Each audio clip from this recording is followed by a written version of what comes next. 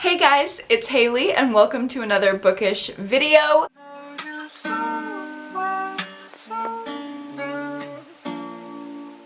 Today I have the massive haul that I promised for you. I believe it was in my TBR or my recent reads video. One of those videos I alluded to a huge haul of books that I have for you. I have nearly 60 books to show you guys, and if you're sitting there thinking, Haley, you just posted a haul in January and you literally told us that if you post another haul in the next 3 months to comment, what the fuck are you doing? Why are you buying books? but I have an excuse. I have my defense ready for you, and if you don't want to hear it, okay, I get it. But also, like, here's the thing. Y'all enabled me.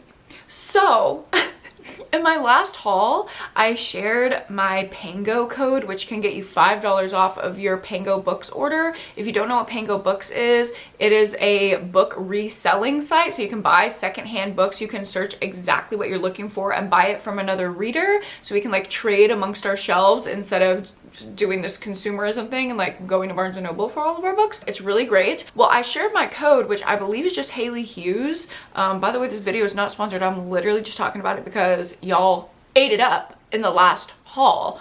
So many of y'all use my code. Full disclosure, I do get a kickback from that code. It's not like money in my pocket, but it is Pango Bucks is how they repay influencers for the promotion. So I checked my Pango Bucks balance and I was like,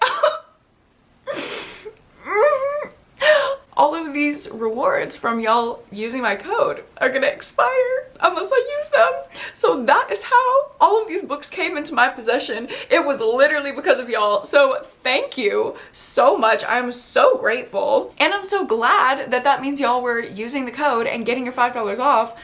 Go do it again if you want to. Like, I'm not gonna be mad. I'm not gonna say no. But yeah, that is how I acquired all of these books for free, and they were all secondhand anyway. So if you are wondering about the consumerism of it all, not here, babe. I would say 85% of these books are from Pango. 10% more I bought either secondhand at half price books or they were sent to me. And there are a few new releases that I did go out and buy because I want to review them for y'all on this channel. But yeah, I got a couple comments on my last haul of people wondering like, how do booktubers buy so many books? First of all, we get a lot of books for free because it's kind of a part of the job. We get a lot sent to us. I got a lot sent to me here. But if I buy any books other than that, I usually get them secondhand. I really only go to Barnes & Noble like maybe a couple times a year, and usually I'm not the one paying for that, if you know what I mean. I have a husband. So with all of that prefaced, let's go ahead and get into the haul. We're gonna start out with a few things that I've never heard of before, and I was just really curious. They caught my attention. The first one is Goodbye Earl, and it's literally called a revenge novel. It has this piece of cherry pie that looks like blood splatter. Immediately I was sucked in. It is a thriller by Lisa Cross Smith, and I've never read anything from her, so I'm gonna try out a new author. It was blurbed by Taylor Jenkins Reid, Roxane Gay, and Raven Leilani, who's the author of Luster, and it just sounds so good. 4 women take their fate into their own hands in this big-hearted story of friendship, resilience, and revenge on monstrous men. Like, hello? We are following 2 timelines, one in 2004 and one in 2019, and they have like this interconnected nature. We're trying to figure out what connects them, but the main through line is women dealing with misogyny, getting fed up, and going Pearl mode and just like getting their revenge. I am so excited to read this. Also, it's a thriller by a Black author, which I'm always looking for new release thrillers by Black and other authors of color, but especially during February, during Black History Month, if you're looking for a thriller to read, this one sounds really good. And I also picked up Killing Me by Michelle Gagnon. The blurb says she's an escaped serial killer and then things got weird. It's supposed to be like funny, campy, female serial killer vibes, which y'all know I love that. Like Blood Sugar was one of my favorite books of a couple years ago. I loved How I'll Kill You by Ren DeStefano, which was released last year. And it says it's a entertaining and laugh out loud funny thriller with a heroine whose life is a total mess. She is a serial killer herself and she hunts other serial killers. So she's kind of like giving Dexter, like female Dexter, and she lives in Vegas and her life is like crazy. I think I'm gonna eat this up. And then another one that I've really never heard anyone else talk about is How to Kill Men and Get Away with It by Katie Brent. And are we sensing a theme? Are we sensing a theme? I am fine. I am not homicidal. It's fine. I literally, actually, can we pause and talk about this for a second? I full on with my full chest had to like reassure my therapist that I'm not homicidal. Yeah. That is how like rageful I was in my last therapy session, where I was like, girl, I just want to reassure you, like, I'm not homicidal. And she was like, no, like, it's fine. You're fine. Let it out. Anyway, this book is about another female killer. It says, meet Kitty Collins, friend, lover, killer. He was following me. The guy from the nightclub who wouldn't leave me alone. I hadn't intended to kill him, of course, but I wasn't sorry when I did. And despite the mess I made, I appeared to get away with it. That's where my addiction started. Now I've got a taste for revenge, and quite frankly, I'm killing it. Dark, hilarious, and twisty. Yes. So that's my little trio of unheard of, at least by me, unhinged female serial killer books. Now we're gonna get into recommendations from other people, mostly other booktubers. So I found The Good People by Hannah Kent, and this was recommended by Jordaline, I believe. I've been absolutely obsessed with Jordaline, just like binging her videos, so a lot of these recs are actually from her. And this is about a grandmother who loses her daughter, but she's left with her grandson, and she's taking care of him and realizing not everything is right with little Michael. And so it's like a creepy kid situation. She's trying to figure out what's wrong with him. Apparently he's a changeling. I don't know what that is, but I honestly don't want to know much more than that because I want to go in with a little bit of suspense. Jordaline spoke really highly of it. I know that she likes creepy kid books the same way that I do, so I'm ready to get into it. Another Jordaline rec that I picked up is Only Ever Yours by Louise O'Neill, and I actually got another one. I got Asking for It as well by Louise O'Neill, but that one like got lost in the mail or something, so I had to reorder it. It didn't come in time for me to film the haul, but yeah, I have never heard of Louise O'Neill. Apparently she writes like pretty dark and intense YA books, and they're kind of a little, what do you call it? Dystopian, like Black Mirror sci-fi-ish, which is really interesting. Asking for It, I know, is definitely that way. And Only Ever Yours is about a dark school where the most like physically beautiful, perfect people are superior. They literally learn at the school like how to be perfect and beautiful. Like you don't learn anything other than that. And then the girls are trying to be selected as companions, which are basically spouses to wealthy, powerful men. That's what you do when you graduate instead of going to college. And they definitely don't want to spend their life as a concubine, or worse, a chastity, which is too horrible to even contemplate.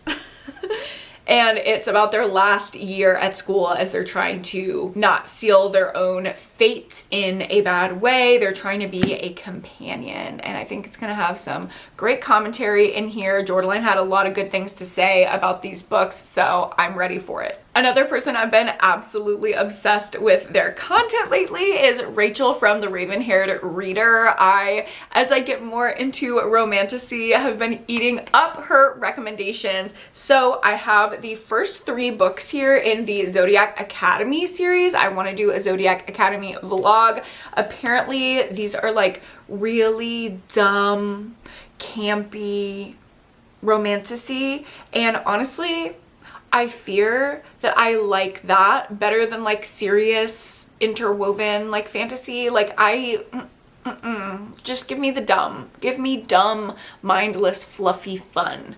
So I'm excited to get to this. I will read you what's on the back of the first book because I honestly, I don't even know what they're about. I am a Gemini. I literally am a Gemini. Okay, if you didn't know this about me, I'm actually a double Gemini. Over the course of my chart, I have 9 Gemini placements. Everyone tells me that's like completely unhinged and unheard of, but that's me. So immediately I'm loving it. I am a Gemini. Impulsive, curious, headstrong, a twin, heir to a throne I know nothing about. And as it turns out, I'm Faye. but of course, there's a catch. All I have to do to claim my birthright is prove that I'm the most powerful supernatural in the whole of Solaria. And sure, technically that's true, as I'm the daughter of the savage king. But the bit they didn't put in their brochure was that every single fae in this kingdom would claim my throne if they could. My biggest problem is the drool-worthy dragon shifter who has his eyes on my throne. He and his 3 psycho friends are determined to make my time here hell. But I've got to do what I've got to do to survive. Fate might have other ideas. Damn it, why couldn't I have gotten a letter to Hogwarts? Wait, yeah. Wait, yeah. Okay, so I asked for dumb, and I did in fact get dumb, and I'm excited for it. Let me know if you want the vlog of this, because I don't really care if you want it or not, it's gonna come. And the next series I have is a dark romance series that was recommended to me by Aspen, my bestie over at Aspen's Archive. If you haven't watched her channel, you gotta go watch it. She's amazing. And she recommended this series by Ashley N. Rostek called the Witsec series. Find Me, Free Me, Save Me, and Love Me. I don't know the order that these go in, but I got these special editions off Pingo. Thank you to whoever was selling these because they are so cool. They're signed. They come with coordinating bookmarks. I'm like so excited to read this series. I think I'm actually going to vlog it this month in February along with a couple other dark romances. So get ready for that. This is about a girl who's trying to kind of like get over her trauma, like heal in a way. And she does that by the brothers who live next door, helping her through reverse harem, traumatic, yeah. Next up, I have a couple things that I did actually pick up at Barnes & Noble because my friend influenced me to go, so blame her. But I wanted to get this new release really bad. Look at this cover, y'all are not ready. So Ryan LaSala wrote The Honeys, and I absolutely loved that book last summer. It was a little YA horror. It was super campy and fun. And this is their next book called Beholder with this crazy spider on the cover and this eyeball on the back. Like, wow. And it is about the sole survivor of a house party. Literally everyone else is massacred, but one person just like shoves him into the bathroom and saves his life. And so of course, when he leaves the party, he becomes the primary suspect of the massacre. And we're trying to figure out, did he actually do it? Like, what happened? It's giving murder mystery, but like with an evil horror twist. And then I also wanted to get one of the paperbacks from hell. I love that Barnes & Noble is like republishing these classic, like it's not classic, but like vintage-y kind of horror stories. I don't know. If you've read Paperbacks from Hell by Grady Hendrix, then you will know what I'm talking about. And this is Tonight the Kids Are Taking Care of the Babysitter. Let's Go Play at the Adams, a novel of lingering horror by Mendel W. Johnson. And it sounds like these demon children are gonna torture their babysitter, which I'm literally terrified but also intrigued. I think it's gonna be like campy and weird and creepy kids. You know I love them. But then I've heard like mixed things about this on the internet, so I don't know. We'll see. I also got just look. Obviously, I've already read this series. This is the ACOTAR series by Sarah J. Maas. I have already read it, but I did not have the physical copies because I read them from my library. And I really want the physical copies because I want to go through, reread them, and annotate them. I really want to be an annotating girl, okay? I want to really bad. I've never been an annotator except when I was depressed in high school and I was in a horrible relationship, and I would go through books and annotate, trying to like validate my horrible twisted relationship through the view of literature. So yeah, that was bad. I want to reclaim annotating for myself and do it in a more positive, empowering way, especially with Court of Silver Flames, which was one of my favorite books of last year. So I will probably do an annotation vlog full of spoilers for this series. Yeah. Next up, I just have a random little thriller that looked interesting to me. It's called The Girls Are Also Nice Here by Lori Elizabeth Flynn, and Ashley Winstead is one of my favorite authors, and she actually recommended that I read and everyone read from this author. It's about people coming together for their 10-year high school reunion and exposing all of the secrets. They get a message that says we need to talk about what we did that night, and all of these secrets and lies are coming to the forefront 10 years later. It sounds good. And honestly, I will just do whatever Ashley Winstead tells me to do. I love her. Next up, I have some more dark romance. I have The Losers Part 1 by Harley LaRue. I also ordered The Losers Part 2, but again, it was lost to the ether. Like, I don't know what's going on Pango Books, but like, if I bought The Losers Part 2 from you, like, please send it to me. But I loved The Dare from Harley LaRue, so I wanted to read more from her. This one, I'll just read it because I was supposed to have it all. I'd be prom queen, cheer captain, high school's most savage queen bee. I could have had everything I wanted, except them. The freaks, the weirdos, the ultimate losers, Manson, Jason, Lucas, and Vincent. Our hatred for each other couldn't keep us apart. Not even when my own mistake got Manson expelled and made me the ultimate villain. But I couldn't resist forever. For one night, I gave myself over to the men I was not supposed to want and satisfied the darkest parts of my soul. But some things are meant to stay in the dark. One night, and it was over. Like, this is gonna satisfy that urge I have to just go to this unhinged, dumb, crazy, what the fuck, dark place that I wanted to find with extreme horror, but hopefully without the misogyny. And then I also have All the Little Raindrops by Mia Sheridan, which is a kidnapping romance. It's like the aftermath of a kidnapping, basically. So these two people were kidnapped together and they ended up escaping together, and of course they like trauma bonded over the course of this experience. But years later, the guy is now a private investigator and he revisits the crime when he learns that the person that hurt them might be like still active somehow. So they are trying to discover the answers to their case, basically. The man who took them is known only as the Collector. I think this will be the perfect balance of mystery thriller and dark romance. I'm really, really excited for this one. Next up, I have Death of a Bookseller by Alice Slater. This one is from Aardvark, and they kindly send me books. I have a code with them as well. I believe it is Hailey Ann, and I think you get your first book for $4 with free shipping. Brand new hardcover books. Again, this is not sponsored. I just have a code.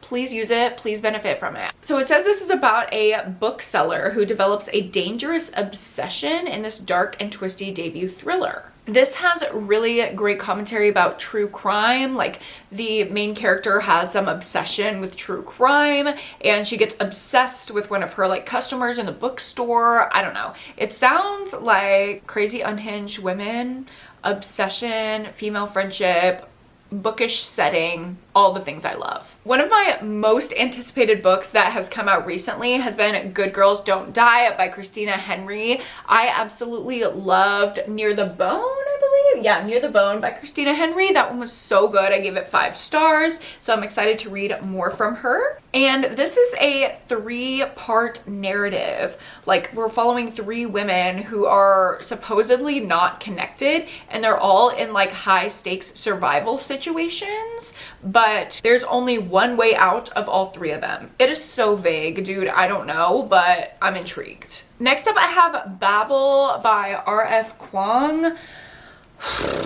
Okay, I'm a little scared of this. This was a recommendation from my in real life friends, okay? My friend group, like my real life friend group, I always talk about how I don't have a lot of readers in my friend group. That is a lie, okay? I've been lying to you. Expose, cancel her. I'm literally a liar. When I said that, I meant they don't read horror, thrillers, or romance. They all read fantasy. So now that I'm like kind of unlocking my fantasy era, all my friends are very excited for me, and they recommended that I read Babel because they all love this book. So I'm gonna give it a go, but it is historical and allegedly slow. And it's about a man named Robin Swift. What? I can't even read this. Robin Swift? Is that a man or a woman? I don't know. Robin was orphaned by cholera. Robin trains for years in Latin in preparation for a day he'll enroll, yeah, it's a boy, in Oxford University's prestigious Royal Institute of Translation.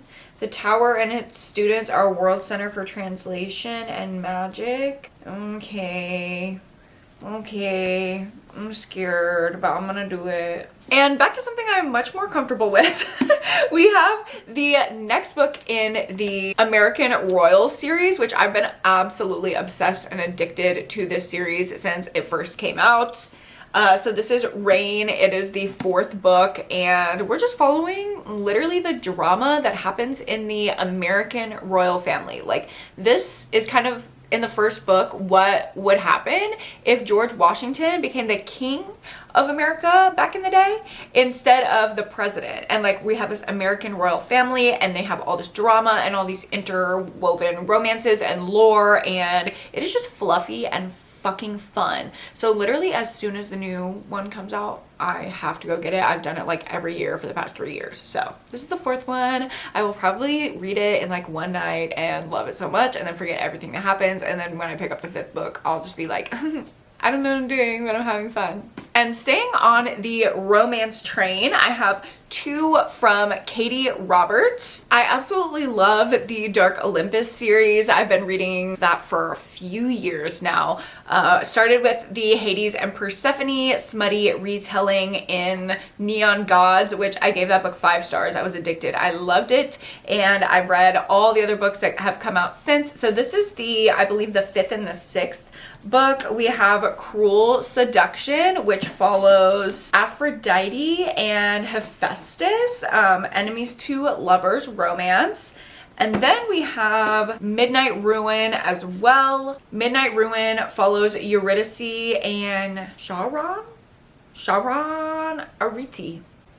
Okay, well, I don't know who that is. But yeah, I'm reading Radiant Sin right now, and I'm gonna read these next 2 after. Like, I'm just in my fantasy romance, dark romance moment. That is what has replaced extreme horror for me, because I can't deal with the misogyny any longer. If I wanted to read books by an author who wished I was dead and mutilated on the floor, I would think that that said something about my self-esteem. So instead, I'm reading books by women and non-binary people and trans people who feel empowering and uplifting to women and like want me to live.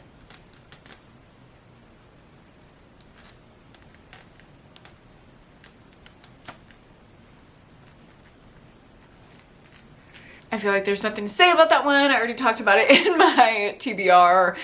I bought it. Yeah, I don't want to miss out on the fun, so just let me live. These next couple recs I got from Sahar. I absolutely love her. She used to be my girl. She used to live right down the street from me, but unfortunately she moved. I literally miss her so much. But we were texting about me being in my fantasy era, and she recommended me Divine Rivals and Ruthless Vows by Rebecca Ross. One of these is the first one. One of these is the sequel. I'm not sure. I believe Divine Rivals is first. Yeah. I don't know if more books are going to be in this series, but I guess I'm in now. And once she recommended it, I realized like everybody loves these books, so I'm trying to be a part of the girlies, you know? And when I read the description, it kind of reminded me of The Night Circus, which I absolutely love The Night Circus. It's about two people, a boy and a girl, who are like fated to be rivals, and they have to compete, like only one can live kind of vibes. But they fall in love. Oh, and we have another recommendation from Miss Raven-Haired Reader from Rachel. This was one of her favorite books of this past year or something. I can't remember. I watched so many of her videos, I cannot remember which video I got this rec from. But it is called Heavenly Bodies by Imani Iriu. Damn, she really likes some Zodiac themes, doesn't she? Don't you, Rachel? Look at this little Zodiac. Okay, so this is a celestial romantasy. It says, in a world ruled by the stars, cruel and merciless gods that watch over the world, Alara has been cursed by fate, a prophecy that promises she will fall for a star and it will kill them both. But when one descends to wreak havoc on Alara's kingdom, she's forced to flee into the arms of her enemy. Oh.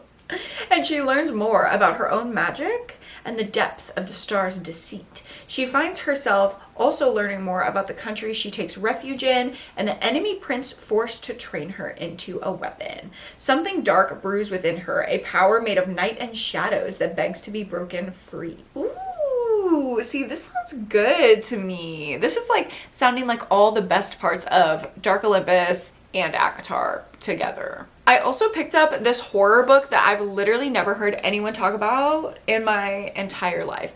You know what? Honestly, Pango is really good for that. Pango is great for finding books that like I've never heard of, because I will just be scrolling on #horror and seeing what everybody's selling and being like, yeah, sure, add to cart. So this is called Midnight Showing, and I love the like bloody ticket. I'm a horror movie girl, so this was speaking to my soul. It says, all fiction is based in reality, but not always this reality. So this is giving me Night Film by Marisha Pessl, which if you don't know, it's one of my favorite books of all time. It's about this girl, Haven, who has this famous family that she's kind of scared of, including her uncle, and her uncle has her like do horrible things, I guess, like rewrite stories is what it says, but it's all kind of vague. And she discovers a string of murders that points directly to her family. When the trail of death ends at a studio from the golden age of horror films, reality and fiction become the strangest of bedfellows indeed. I don't know. I really don't know. I don't know what it's about, but I was very intrigued. Next up, we have quite a few little thrillers here. I have The Other Woman by Sandy Jones. I have never read from Sandy Jones, and I want to. It says, he loves you, but she loves you not, and she will stop at nothing. The Other Woman. And the other woman in this case is Pammy, who is apparently this woman's future mother-in-law, and she's just like unhinged and crazy. And people have said like this book is so frustrating and maddening because you hate this character so much, and I just think that would be a fun little time. Next up, I have No One Can Know by Kate Alice Marshall. I feel like Kate Alice Marshall books, at least the one that I've read, was like giving a little basic, a little like straightforward thriller, so I'm interested to see what this one is about, if it's going to be a little bit more unique. It says 3 sisters, 2 murders, and too many secrets to count. 14 years ago, the Palmer sisters left their home and never returned, but now Emma, one of them, discovers that she's pregnant and her husband has lost his job, so she has no option other than to turn to the house that she and her estranged sisters still own, where their parents were murdered. She never told anyone what she saw the night her parents died, but when she became the prime suspect, her presence in the house threatens to uncover secrets that have stayed hidden for years. Interesting. I have The Fury by Alex Michaelides, which I have loved everything that I've read from Alex Michaelides. I gave The Silent Patient 5 stars and The Maidens 4 stars. Like I don't know what it is. I just really like their writing, and I absolutely love this cover with the evil eye. Like I'm obsessed, but people aren't really liking this one. I don't know. I'm still gonna give it a try. And then I have First Lie Wins by Ashley Elston, which this one is getting amazing reviews. I'm very excited to read it. It really reminds me of How I'll Kill You by Ren DiStefano. It's about a girl who I guess works for some agency. She's like some type of assassin or like hired killer, and she gets this Mark, who is this like little southern boy, so she takes on this persona to go and kill him as this like little southern girl, but on her mission to kill him she starts to imagine this like cute little southern life for herself, and things go from there. I also have Interesting Facts About Space by Emily Austin. This was a new release from Book of the Month, and I had to get it because I loved Emily Austin's book from a couple of years ago, Everyone in This Room Will Someday Be Dead. It was one of my best books of 2023, so I'm really interested in this release. It's described as fast-paced, hilarious, and an ultimately hopeful novel for anyone who's ever worried they might be a terrible person, which definitely applies to me because I constantly have people on the internet who don't know me telling me that I'm a horrible person, so I guess we'll find out. Subscribe to find out. Next up, I have The Next Witness by Kirsten Petras, and I put this on my wish list some time ago when it was recommended. Don't remember doing it, don't remember what this is about, but Aspen sent it to me, so thank you, queen. And this honestly kind of sounds like, I don't know, like Handmaid's Tale, Black Mirror, I don't know. It's interesting. It says that Alexander is hunting a traitor named Melody, a missing girl who is accused of treason, but letters are appearing all around this town with the adage "Free Melody," like her name. And Melody has no idea that her name is being used to start a revolution, not until the executions of those demanding her freedom start airing on television. So I guess she's like becoming this icon for the revolution, for this like futuristic society, but she doesn't even know, and she's just like, wait, little old me? And apparently this gets really dark. So I think that's why I added it to my wish list. So someone said like, this is the darkest book I've ever read, and you know if you say that, I'm in. I also have The First Day of Spring by Nancy Tucker. Oh my god, this is an ARC. What? This is an ARC not for sale? Who is putting their ARCs on Pango Books? What the hell? Well, this is about a little girl who's a serial killer. She's like 8. And she kills boys. Next up, I have The Adults by Allison Espock, and she wrote the Notes on Your Sudden Disappearance, which I absolutely loved. It had like really character-driven, strong writing, nostalgic 90s vibes, and a depth of emotion to it. And I've heard that The Adult is very similar. I have more dark romance from Harley LaRue. I have Her Soul to Take, and I believe this is like a demon dark romance. Like there's this demon and he was supposed to like kill this girl, but he didn't, and now she's gonna kill him or something. I don't know. She's like apparently a ghost hunter, and this guy is a dark magician who's a killer. Yeah, I don't know. It's gonna be stupid and fun. More dark romance. Yeah.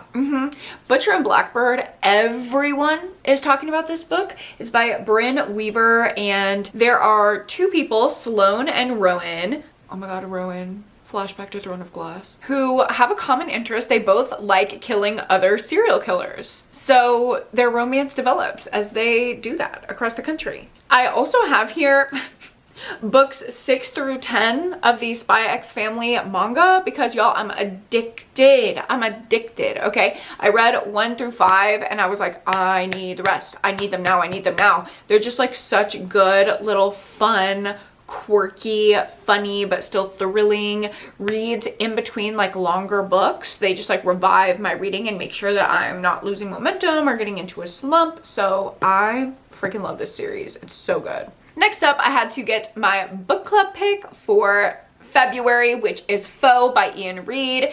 We are reading this book over in my Pretty Girl Book Club, which I host over on Patreon, and it is always linked down below if you want to join. I would love to have you. And Foe is about the scariness of like aging and being separated from your forever person. It's like about this older couple who's getting separated and like the apocalypse happens and there's bugs. Yeah, I don't know, but I have a feeling I'm gonna love it. I also have Death Valley by Melissa Broder. This is a like magical realism-esque contemporary story, which is kind of how all of Melissa Broder's books are. There's something a little weird on a story about a woman, which yeah, that's made for me.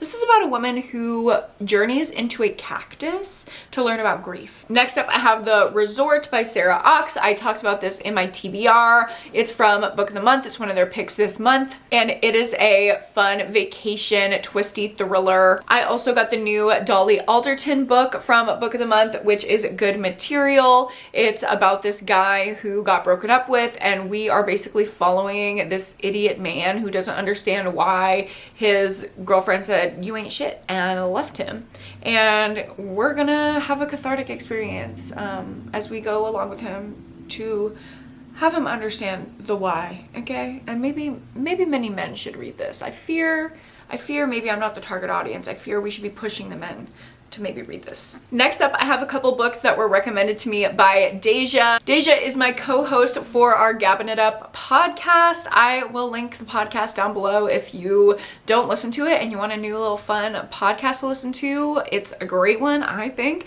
We just literally gab. It's not about books specifically, but we do eventually end up talking about books in every episode.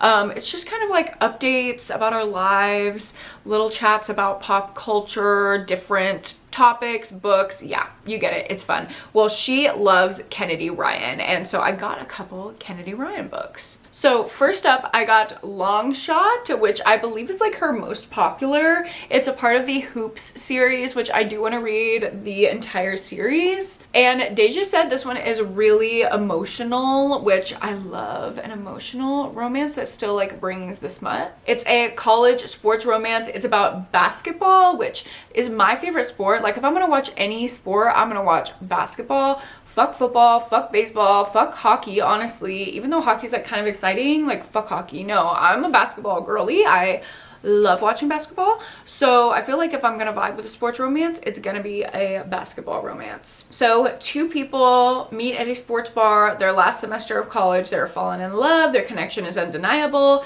but the boy is about to be drafted by the NBA. So the two go their separate ways, but they often recall their electric connection. And as the boy embarks on his all-star life, the girl has a public relationship that has become a nightmare behind closed doors.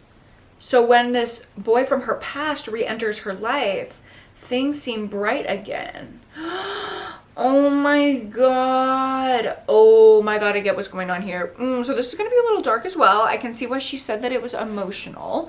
But I'm excited for it. I think this is going to be kind of like what I want Colleen Hoover to be.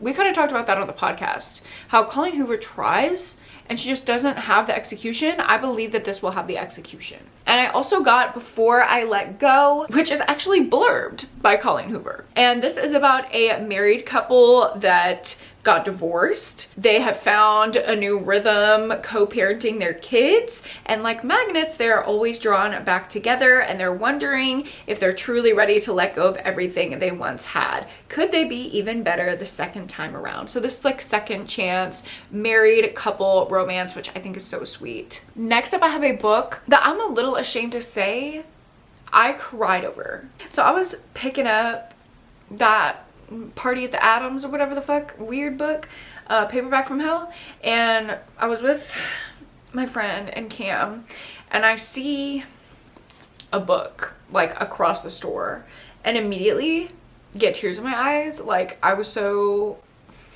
dramatically overwhelmed in this moment. This is that book. My boyfriend, guys. It's my boyfriend. So this is called The Flight of Icarus. It's by Caitlin Schneiderhan, and this is one of those Stranger Things books where like you get the lore and backstory of the characters that is not shown in the series. So this is Eddie's life before we met him in season 4 of Stranger Things. Now if you don't know about my boyfriend, You're probably wondering what the hell, like she's married, she has a boyfriend, what are you talking about? Yeah, it's a fictional character. Actually, many fictional people are my boyfriends, if you don't know about that. I also have a couple girlfriends, so. But yeah, Eddie's like my main one. This is not fake, this is real. I have a tattoo for him, my boyfriend, of course, because I love him. I wanted to show him my devotion. I'm so unserious right now, but no, actually, like, I'm so excited for this. I'm gonna read it tomorrow. Like, I am gonna read it tomorrow. I've blocked off the day to read this book, and I'm gonna have maybe a religious experience, maybe cry, maybe jump off a building. I'm fine. Doing a little check-in. I'm fine. I'm fine. Not suicidal, not homicidal, like, nobody needs to worry. Next up, I have Geek Love by Catherine Dunn. And this was always giving me like cheesy YA romance, so I never picked it up. But come to find out, all these people have it on their most disturbing books they've ever read lists. So I'm gonna give it a try. It's about a family who breeds oddities into their children, I guess. I don't know. I don't know. I'm a little scared. Y'all are gonna have to let me know what you think of this one. Next up, I have a book that was sent to me by the publisher. I don't know how this really got to me, but thank you, Penguin Random House, for sending this. This is The American Boyfriend, and it's by Ivy Meow. The blurb does intrigue me. It says, grabbed by page 1 and couldn't put it down. It says Phoebe Wong would do anything to escape the British winter, but it may cost her more than airfare. Sunsets, tacos, and margaritas sound perfect to the exhausted single mom with a dead-end job, and when her long-distance boyfriend in New York invites her to meet him in Florida, she can't wait to jump on the plane. Robbed on her first night, Phoebe is now trapped in a messy murder case, and her boyfriend's delayed arrival is suspiciously timed. If this place has turned darker and chillier than London, she wants out. Will she be able to pull herself and her toddler daughter away from danger? Oh my God. Wait, I have a trip to Florida in less than a month. If you think that I'm not going to read this on the beach, you are so incorrect. And the last book that I have to haul for you and talk about in this video is Tell Me I'm Worthless by Alison Rumfitt. This is a horror book that I've heard so much good stuff about. It is about this girl who goes to a house party and something happens there that just like lives with her. Like, she cannot get this house out of her mind. It's haunting her dreams. It's ruining her life. And so her and her friend decide to go back to this house and confront the evil that is there. Will they make it out alive? What's the deal with the house? What happened there? Also, this has great LGBTQIA rep. It is a work of trans fiction, so we love to see it.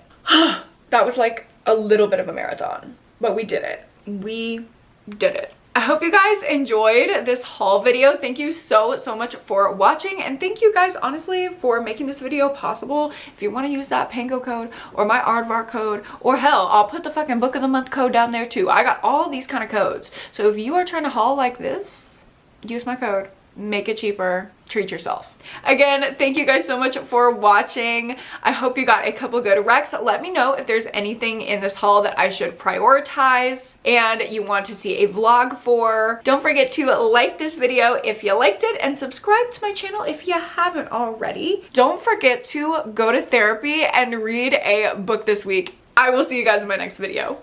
Bye!